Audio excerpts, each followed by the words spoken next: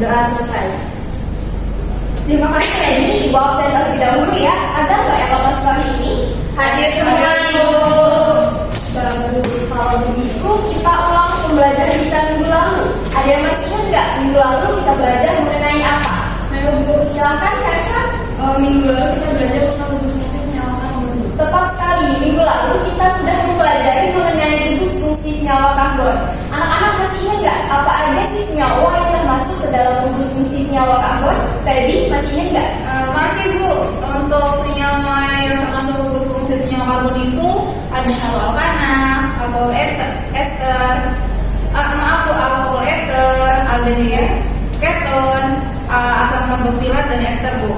Benar sekali yang disampaikan Feby. Berarti anak-anak masih ingat dan paham pembelajaran kita minggu lalu. Beri tepuk tangan dulu kepada Caca dan Feby. Setelah memahami gugus fungsi senyawa karbon pada minggu lalu, hari ini kita belajar mengenai benzena dan senyawa turunannya. Adapun tujuan pembelajaran kita hari ini atau yang ingin Ibu harapkan setelah kalian memahami pembelajaran kita hari ini yaitu yang pertama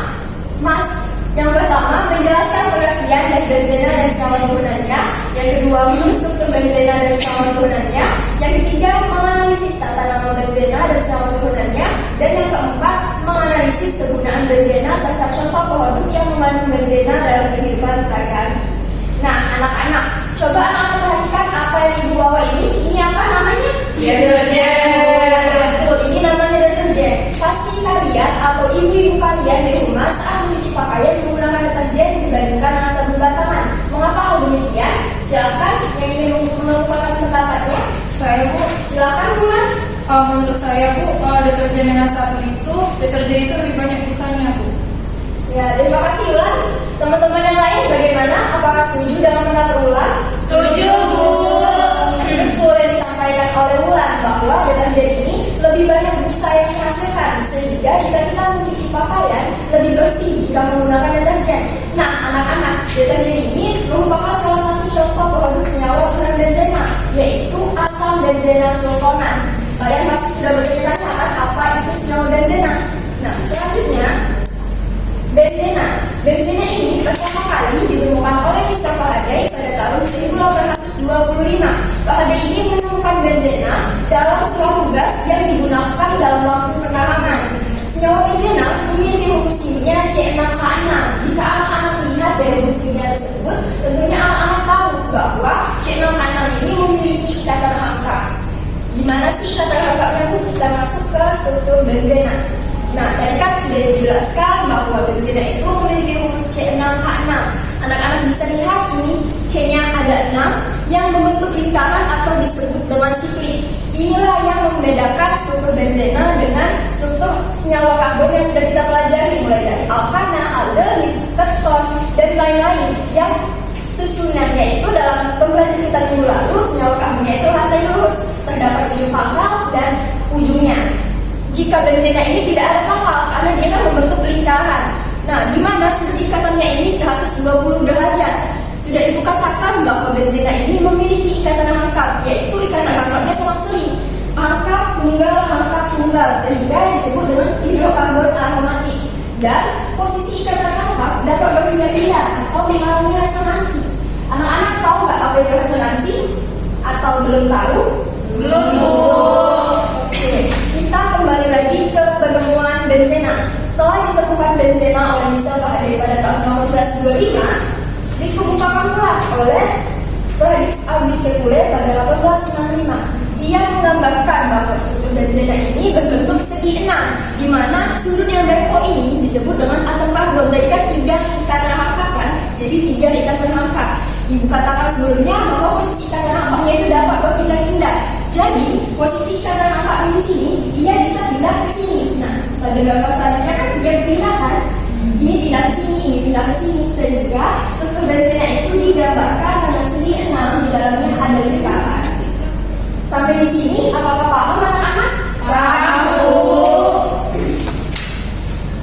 Dan pada sebelumnya dikatakan bahwa sehingga karena ikatan rangkapnya dapat berpindah-pindah, benzena ini lebih mudah disubstitusi daripada diadisi. Disubstitusi yaitu proses pemecahan ikatan rangkap. Jadi jika ikatan rangkap lebih mudah disubstitusi daripada diadisi. Disubstitusinya yang mana, Bu? Disubstitusinya yaitu 6 atom H yang terletak pada atom C tadi. Kita lanjut ke tata nama turunan benzena. Nah, karena tadi kan ada 6 atom H kan, dan bisa kita ubah. Jika kita mengubahnya 1, disebut dengan monosubstitusi. Jika diubah 2, disebut disubstitusi. Jika 3, disubstitusi, dan seterusnya. Namun, pada sila ini kita akan belajar yang turunan monosubstitusi. Anak-anak bisa lihat pada slide PPT yang sedang Ibu tampilkan. Nah, yang pertama, ini kan struktur benzena kan, ia kehilangan 1 atom hidrogen. Pada metana CH4, jika kehilangan 1 atom hidrogen kan disebut dengan CH3. Itu namanya apa? Metil. Nah, betul, metil. Tapi kalau di benzena C6H6, jika kehilangan 1 atom hidrogen, bukan disebut dengan benzil, melainkan henil. Selanjutnya, jika C6H5 berikatan dengan CH2 disebut dengan benzil. Jika benzena, jika 1 atom hidrogen ini digantikan dengan CH3 disebut metilbenzena atau toluena. Jika NH2 disebut arginin. Jika NO2 disebut benzena. Jika OH disebut non-fenol. Jika berikatan dengan O CH3 disebut metoksibenzena. Ini pembelajaran kita pada S6 minggu lalu. Nah, jika berikatan dengan O CH3 disebut asetilbenzena. Apakah paham anak-anak mengenai turunan benzena ini? Paham, Bu. Nah, Bu tes dulu ya. Tadi pada awal tadi jika benzena kehilangan 1 atom hidrogen tadi disebut dengan apa? Fenil. Betul.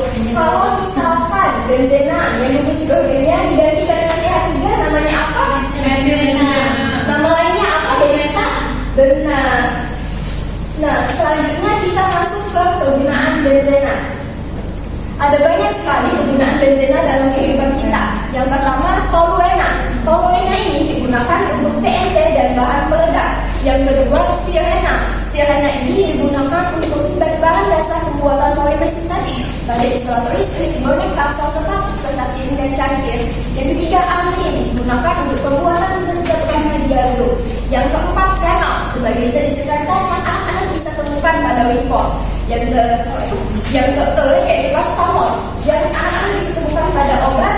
Dan selanjutnya yaitu natrium benzoat. Nah, natrium benzoat ini digunakan sebagai pengawet makanan dalam kaleng. Jadi jika anak-anak menemukan pengawet makanan dalam kaleng, itu mengandung natrium benzoat. Dan yang terakhir yaitu asam benzena sulfonat yang sudah Ibu jelaskan di awal tadi, untuk zat pembersih yang contohnya itu yaitu deterjen. Nah, sampai sini apakah ada yang ingin ditanyakan anak-anak? Tidak ada? Tidak ada, Bu. Kalau waktunya tinggal sedikit, Ibu akan kasih tugas kelompok kalian. Jadi Ibu akan bagi kalian dengan 3 kelompok. Kelompok 1 Caca dan Denisa, kelompok 2 Dede dan Reni, serta kelompok 3 Febri dan Angelina. Tugas kelompoknya kalian mengerjakan soal-soal yang terdapat pada LKPD. Dikumpul minggu depan di Google Classroom. Nah, ini Ibu akan kasih kelompok 2 dan kelompok 3. Untuk siang hari ini kita cukupkan pembelajaran kita. Silakan yang ingin mengemukakan kesimpulan pembelajaran kita hari ini. Saya, Bu. Silakan Dede. Baik, Bu. Jadi kesimpulan kita belajar mengenai benzena dan senyawa turunnya, di mana benzena yang ditemukan oleh Michael Faraday pada tahun 1425. Senyawa ini memiliki rumus molekul C6H6, terdapat 3 ikatan rapat dan 3 ikatan tunggal yang sangat solid. Sehingga setiap atom karbon benzena ini memiliki ikatan tunggal yang sangat solid. Sehingga setiap atom karbon benzena ini memiliki sudut ikatan 120 derajat. Merupakan hidrokarbon aromatik karena memiliki ikatan rangkap terkonjugasi atau selang seling. Posisi ikatan rangkap dapat berpindah-pindah atau mengalami peristiwa resonansi, sehingga benzena lebih mudah disubstitusi daripada diadisi.